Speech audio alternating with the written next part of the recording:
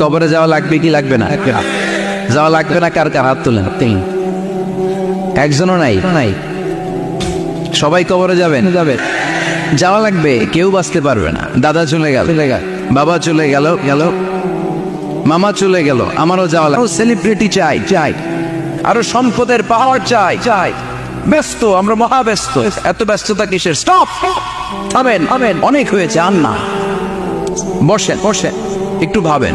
দাদা চলে গেল, বাবা চলে গেল, মামা চলে গেল, আমাকেও চলে যেতে হবে। মাঝে মাঝে কবরস্থানে যাবেন, যে একটু দেখবেন এই কবরস্থানে শিশুরা শুয়ে আছে, কিশোররা শুয়ে আছে, আপনার মতো তাগড়া যুবকরা শুয়ে আছে, ওদেরও রক্ত গরম ছিল আপনার মতো। আজরা নাই, সব শেষ। আপনাকেও যেতে হবে।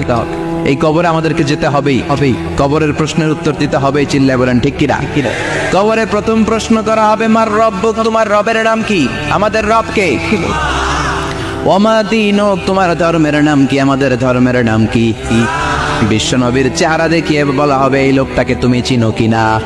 চিনি না আমরা।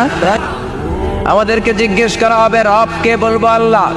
ধর্ম কি? বলবো ইসলাম। এই লোকটারে চিনো নাকি? আমরা বলবো চিনি, আমাদের প্রাণের নবী মুহাম্মদ সাল্লাল্লাহু আলাইহি।